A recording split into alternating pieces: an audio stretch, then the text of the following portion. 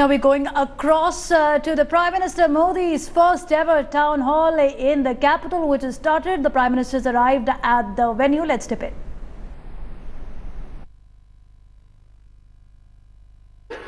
श्री दिलीप चौहान आज ये सभी यहाँ पर उपस्थित हैं।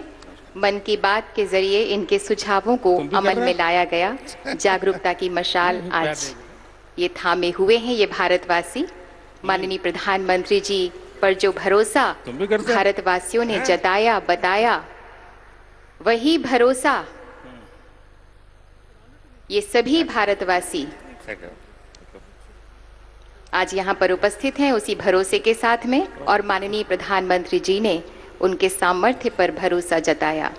भारतीयों के प्रतिभाओं पर, सामर्थ्य पर बहुत भरोसा है माननीय प्रधानमंत्री जी को।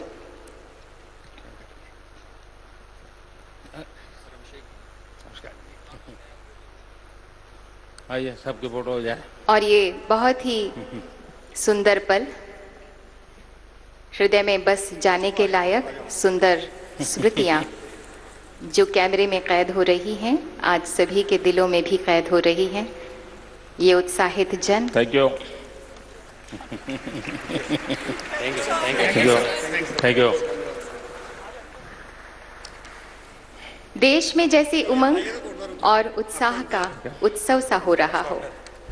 माईगव के प्लेटफॉर्म पर The Prime Minister being greeted by supporters there, but on your screen also you can see around 10,000 people are present at the Indira Gandhi Stadium complex in the capital. The Prime Minister will be addressing the crowd very shortly. PMO app to enable mobile users also to connect with Prime Minister's website has been launched at the mega event.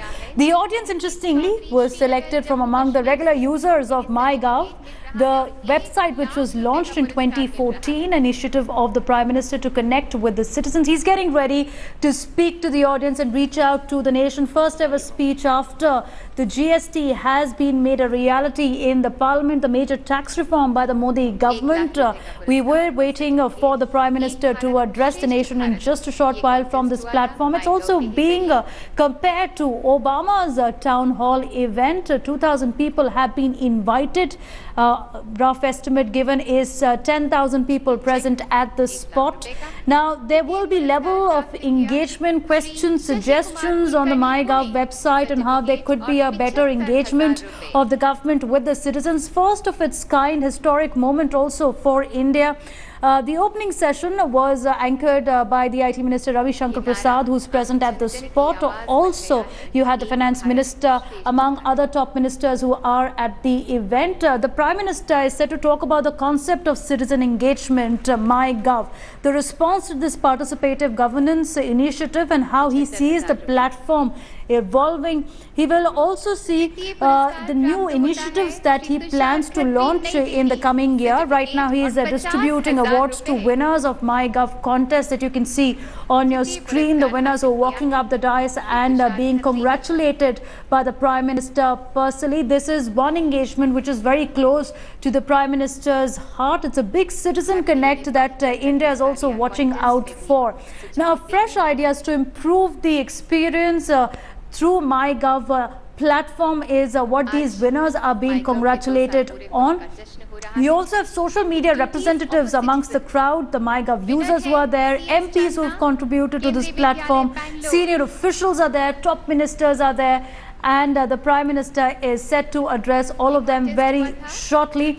You also have around 3.5 million registered users in the MyGov platform, and about 3.4 million comments have trickled in. 590 discussion themes since 2 years. It's been launched. It's been an interactive platform for the citizens. It's been quite a success for the Modi government as well. And right now we are all standing by for the Prime Minister to mark the 2-year anniversary of this citizen engagement platform in this town hall style event where he'll be reaching out to the citizens.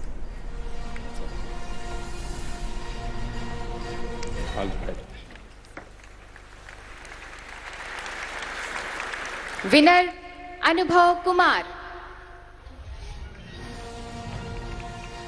Duties of a citizen, एक नागरिक के क्या कर्तव्य हैं उसकी विवेचना, उसकी परिभाषा इन सभी विनर्स ने दी।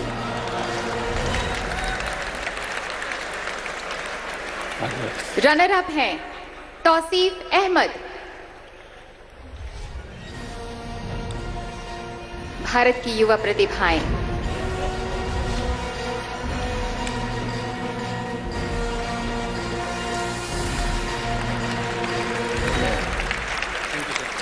रनर अप प्रकाश आर,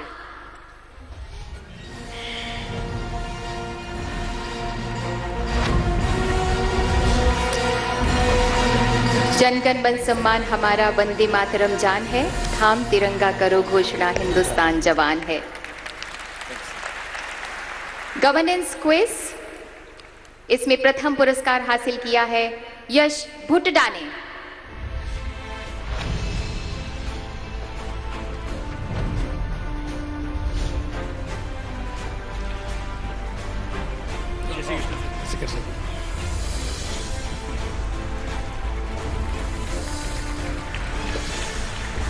द्वितीय पुरस्कार प्राप्त किया है राकेश दुबुदू ने।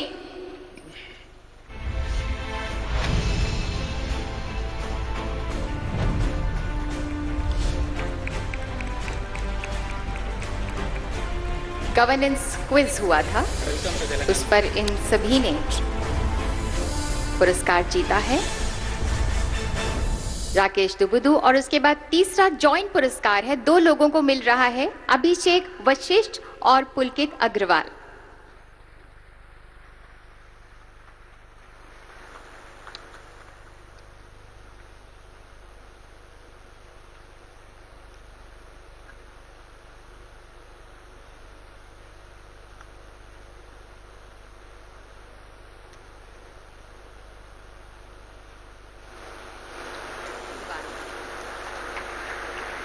ये पुरस्कार 2 लोगों को सम्मिलित रूप से दिया जा रहा है। तीसरा पुरस्कार गवर्नेंस क्विज में ही सराहनीय प्रदर्शन किया कुछ लोगों ने, उन्हें सर्टिफिकेट तो नहीं दिया जा रहा है, लेकिन माननीय प्रधानमंत्री जी से मिलने का उन्हें मौका मिल रहा है। अरुण गोयल, आशुतोष कुमार झा, नरेश दुबुदू, ऋषभ सुरोलिया, अनुराग वशिष्ठ, कुमार श्रुतिधर, विकास कुमार। और मिलने के साथ साथ देश के प्रधानमंत्री जी के साथ में एक फोटो अपॉर्चुनिटी का सौभाग्य भी इन सभी को हासिल हो रहा है।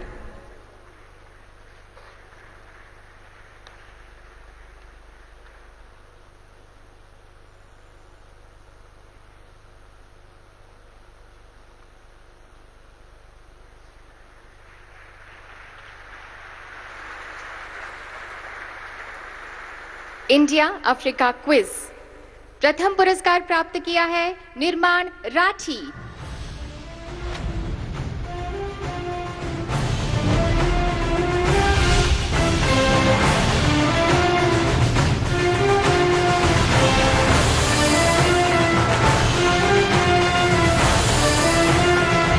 माननीय प्रधानमंत्री जी से आशीर्वाद लेते हुए द्वितीय पुरस्कार प्राप्त किया है विक्रम लक्ष्मीकांत ने।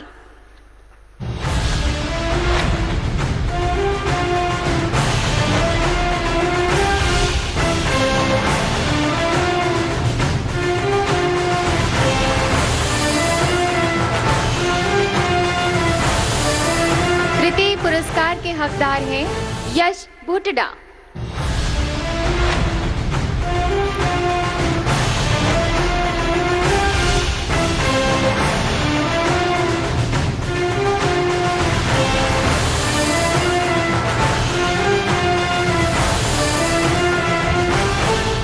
धन्यवाद माननीय प्रधानमंत्री जी।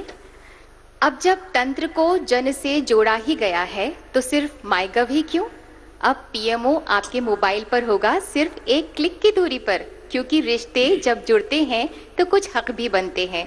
अब भारतीयों को हक है जानने का, राय देने का और खुद माननीय प्रधानमंत्री जी से इंटरैक्ट करने का।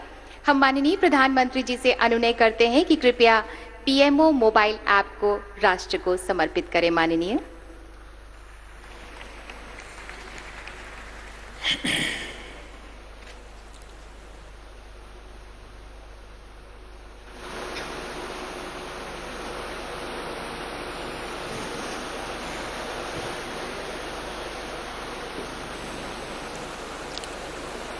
यहाँ पर वो 6 स्टूडेंट्स भी मौजूद हैं जिन्होंने ये मोबाइल ऐप डेवलप किया है।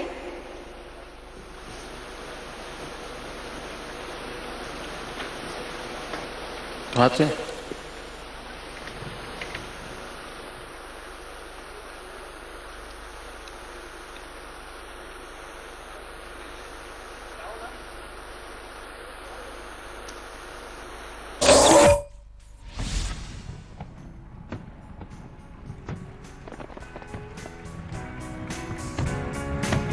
गुड न्यूज, अब प्रधानमंत्री कार्यालय रहेगा आपके साथ में, क्योंकि पीएमओ ऐप रहेगा आपके हाथ में।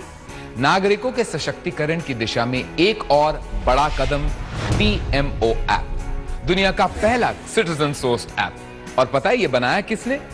हमारे सिटीजन्स। माईगव ने गूगल के सहयोग से पीएमओ मोबाइल एप्लीकेशन प्रतियोगिता का आयोजन किया। 3 फेज में हुए इस कंपटीशन के पहले फेज में मिले 50,000 आइडियाज, जिनमें से चुने गए 20 आइडियाज से बनाया गया comprehensive mobile app blueprint. App blueprint document के फाइनलाइजेशन के बाद शुरू हुआ वायरफ्रेम डेवलपमेंट का दूसरा फेज। फेज 2 में प्रतियोगियों को 3 से 6 मेंबर्स की एक टीम बनाकर काम करना था, जिसमें 119 टीम ने फाइनल ब्लूप्रिंट के आधार पर अपने वायरफ्रेम सबमिट किए और आखिरकार 6 स्टूडेंट्स की टीम को मौका मिला पीएमओ ऐप बनाने का। पूर्व प्रधानमंत्री के बारे में जानना हो या प्रधानमंत्री के मन की बात सुननी हो, सब कुछ आपकी फिंगर टिप पर। इंफोग्राफिक्स के जरिए मिलेगा सर का current status, governance track record से मिलेगी हर सरकारी योजना की अपडेट्स और प्रधानमंत्री के सोशल मीडिया और न्यूज अपडेट्स भी। इस ऐप के जरिए आप प्रधानमंत्री नेशनल रिलीफ फंड और नेशनल डिफेंस फंड में कंट्रीब्यूट भी कर सकते हैं ऑनलाइन। इसके वॉइस आउट फीचर में आप व्हाट्सएप, एसएमएस, फेसबुक और ट्विटर पर पोस्ट, ब्लॉग और राइट अप को तत्काल शेयर कर पाएंगे सिर्फ एक क्लिक में। डे ड्रीम फीचर से स्क्रीन सेवर्स, पीएमओ न्यूज और इंपॉर्टेंट नोटिफिकेशंस भी मिलेंगी आपके मोबाइल के इनऑपरेटिव स्क्रीन पर। लेकिन सबसे बड़ी बात तो ये है कि ये सभी चीजें उपलब्ध होंगी 10 भाषाओं में। दिल्ली चाहे कितनी भी दूर क्यों ना हो, पीएमओ अब होगा सिर्फ एक क्लिक की दूरी पर। पीएमओ ऐप, सरकार और लोगों की साझेदारी, देश के विकास की नई तैयारी। बहुत बहुत धन्यवाद माननीय प्रधानमंत्री जी। अब मैं निवेदन करती हूँ उन 6 स्टूडेंट से जिन्होंने मोबाइल ऐप डेवलप किया है, कृपया मंच पर पधारें। युवा प्रतिभाएं राघव सरीन, नमन द्विवेदी, ज्ञान लखवानी, प्रणव सेठी, प्रांजल सेठ, प्रीत खालसा। बहुत ही गर्व के क्षण है, इन्होंने मोबाइल ऐप डेवलप किया है।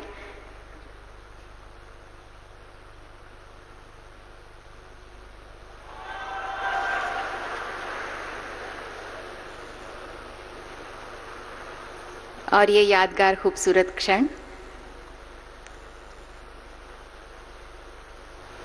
सबसे ज्यादा युवा हमारे देश में है। माननीय प्रधानमंत्री जी भी कहते हैं 65%।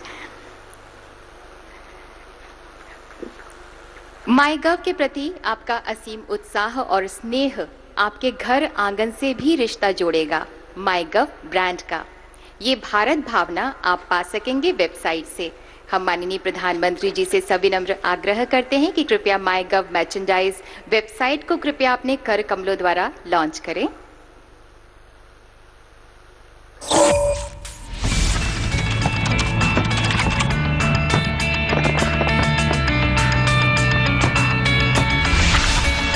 दोस्तों, माईगव को आपने अपना मंच बनाया।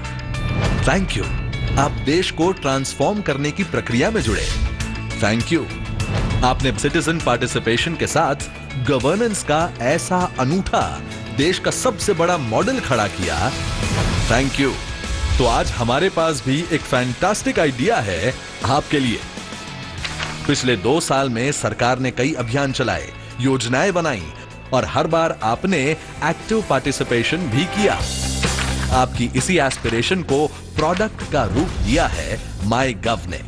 क्यों ना हम भारत और भारत सरकार की स्पिरिट को दर्शाते हुए इन्हीं प्रोडक्ट्स को माईगव ब्रांड बनाकर आपके घर तक भेजें। तो अब माईगव पर आपको मिलेगी माईगव ब्रांडेड चीजें, MyGov मर्चेंडाइज वेबसाइट के जरिए। अगर आपने राष्ट्रपति भवन का म्यूजियम विजिट नहीं किया तो कोई बात नहीं, अब Rashtrapati Bhavan curio shop material उपलब्ध होगा इस प्लेटफॉर्म पर और इससे जमा होने वाली लाभ राशि सीधी जाएगी क्लीन गंगा फंड में। गंगा हमारे लिए जल की ही नहीं, भारतीय संस्कृति की भी धारा है जो शुद्ध होगी आपके सहयोग से। merchandise.mygov.in, योगदान आपका, विकास देश का।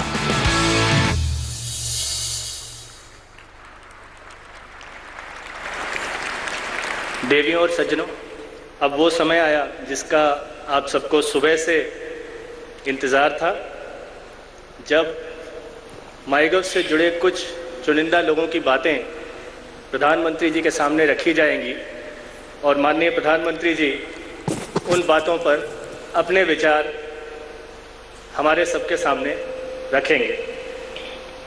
सबसे पहले करनाल से डॉक्टर PS पवार, नोएडा से श्री चंद्र प्रकाश और चेन्नई से श्रीमती सुचित्रा राघवचारी के विचार हम सुनते हैं।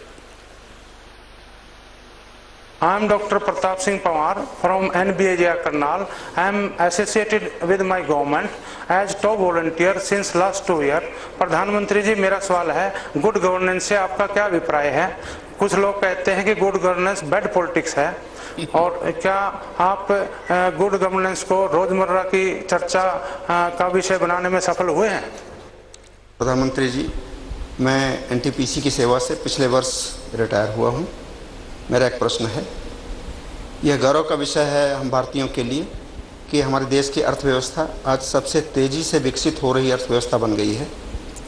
इसका भारत के आम आदमी के जनजीवन पर किस प्रकार का और कब तक प्रभाव दिखना शुरू होगा? नमस्कार प्रधानमंत्री जी, मैं डॉक्टर सुचित्रा राघवाचारी, चेन्नई से। At the outset, sir, I would like to felicitate you for a fascinating 2 years of inspirational governance. I would also like to thank you, sir, for the opportunity that ordinary Indians like me have had in voicing our thoughts and in participating in the governance paradigm through the MyGov platform. I have been a regular contributor and the amazing journey has been truly gratifying. Sir, today I would like to ask you a question related to health. We often say health is wealth, but problems in health, in practice, are associated with and accompanied by problems in wealth too. How do we get past this issue? Thank you, sir. 3 अलग-अलग सवाल अलग-अलग तरीके से आए हैं। मैं सबसे पहले तो MyGov के साथ सक्रिय रूप से जुड़ने के लिए देशवासियों को और आप सबको हृदय से बहुत बहुत बधाई देता हूं, धन्यवाद करता हूं।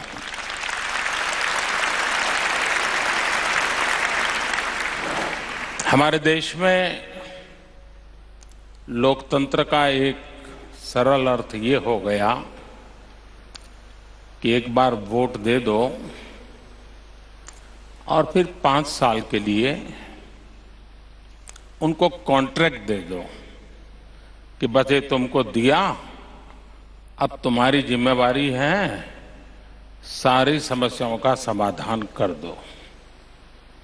और अगर 5 साल में कुछ कमी रही तो फिर वोट देकर के दूसरा कॉन्ट्रैक्टर ढूंढ लेंगे और उसको कहेंगे देखिए उसने नहीं किया, तुम कर दो। सिर्फ वोट देकर के सरकार चुनना,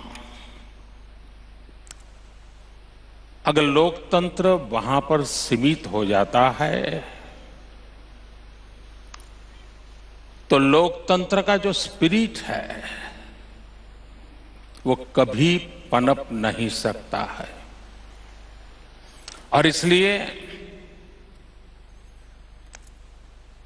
पार्टिसिपेटरी डेमोक्रेसी, जन भागीदारी वाला लोकतंत्र,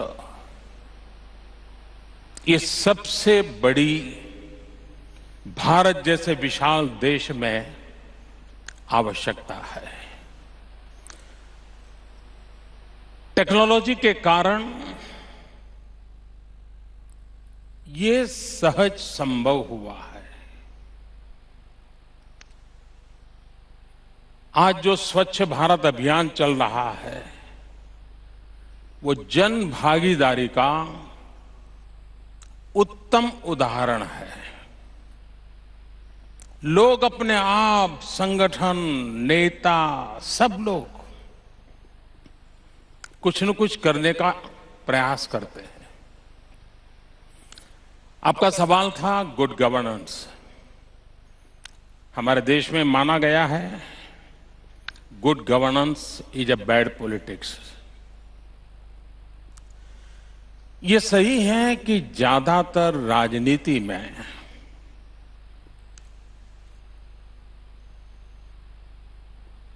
चुनाव जीतने के बाद सरकारों का इस बात पर ध्यान रहता है कि वे अगला चुनाव कैसे जीते, और इसलिए उनकी योजनाओं की प्रायोरिटी उसी बात पे रहती है कि भाई अपना जनाधार कैसे बढ़ाएं और अधिक वोट पाने के क्या रास्ते खोजें, और उसके कारण जिस उद्देश्य से कारवां चलता है वो कुछ ही कदमों पर जाकर के लुढ़क जाता है, और उसके कारण हमारे देश में good governance, establishment of institutions, checks and balance की व्यवस्था, हर स्टेज पर स्क्रूटिनी, रिस्पॉन्सिबिलिटी विथ अकाउंटेबिलिटी, इन चीजों के प्रति उदासीनता प्रवेश कर गई। देश में बदलाव लाने के लिए जितना महात्म्य नीतियों का है, निर्णयों का है, उतना ही महात्म्य लास्ट माइल डिलीवरी का है। आपने जो सोचा, समझा, निर्णय किया, धन लगाया, अगर उसके लाभार्थी तक वो पहुंचता नहीं है, आपने जो योजना बनाई वो योजना का अगर लाभ नहीं मिलता है, कुछ दिनों के लिए तो वाहवाही हो जाती है कि सरकार ने अच्छा निर्णय किया, एडिटोरियल भी लिखे जाएंगे, हेडलाइन न्यूज भी बन जाएगी। लेकिन अगर हम गुड गवर्नेंस पर बल नहीं देंगे तो सामान्य मानवी के जीवन में बदलाव नहीं आएगा। मान लीजिए सरकारी खजाने से पैसे खर्च करके एक बहुत बढ़िया अस्पताल बन गया, बहुत बढ़िया इमारत बन गई, उत्तम से उत्तम संसाधन वहां लगाए गए, साधन लाए गए, टेक्नोलॉजी लाई गई, लेकिन वहां जो मरीज आता है, अगर उस मरीज को इसका लाभ नहीं मिलता है, एक कमरे से दूसरे कमरे उसको भटकना पड़ रहा है, इमरजेंसी का पेशेंट आया है, कोई देखने वाला नहीं है, तो इतना डेवलपमेंट होने के बाद भी, इतना धन लगाने के बाद भी, इतना बढ़िया अस्पताल बनाने के बाद भी लैक ऑफ गुड गवर्नेंस, ये अरबों खरबों रुपया बेकार जाते हैं। और इसलिए डेवलपमेंट एंड गुड गवर्नेंस, इन दोनों का संतुलित संबंध रहना चाहिए, तभी जाकर के सामान्य मानवी को लाभ होता है। गुड गवर्नेंस हमारे देश में एक दुर्भाग्य है, कुछ ओपिनियन मेकर किसी पंचायत में कुछ हो जाए तो भी प्रधानमंत्री को पूछेंगे, नगर पंचायत में हो गया तो भी प्रधानमंत्री को पूछेंगे, जिला परिषद में हो गया तो भी प्रधानमंत्री का जवाब मांगेंगे, नगर पालिका में हो गया तो भी प्रधानमंत्री जवाब दे, महानगर पालिका में हो गया तो भी मत प्रधानमंत्री जवाब दे, राज्य में हो गया तो भी प्रधानमंत्री जवाब दे। पॉलिटिकली तो ठीक है, टीआरपी के लिए भी शायद ठीक होगा,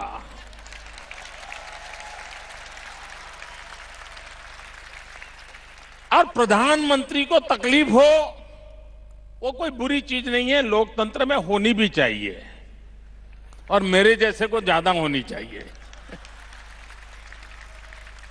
लेकिन उसका दुष्परिणाम यह होता है कि पंचायत अपनी जिम्मेवारी फील ही नहीं करता है। नगर पंचायत को लगता है मेरी जिम्मेवारी नहीं है, नगर पालिका को लगता है मेरी नहीं, महानगर पालिका को लगता है मेरी नहीं, राज्यों को लगता है मेरी नहीं, और उसके कारण गवर्नेंस को बहुत बड़ा नुकसान होता है।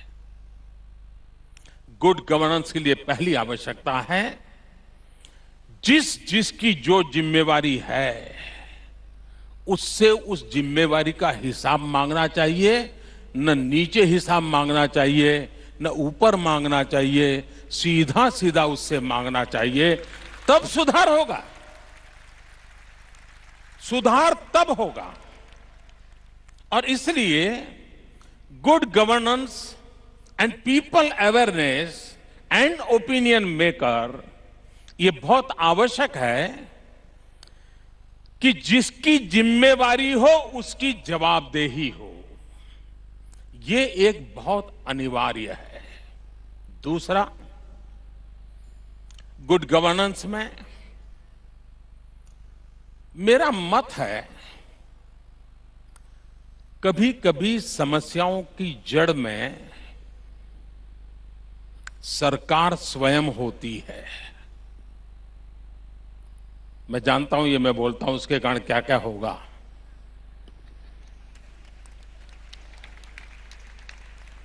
सरकार जितनी निकल जाए उतना ही जनता सामर्थ्यवान बनेगी और जनता राष्ट्र को जो चाहिए वो दे सकती है।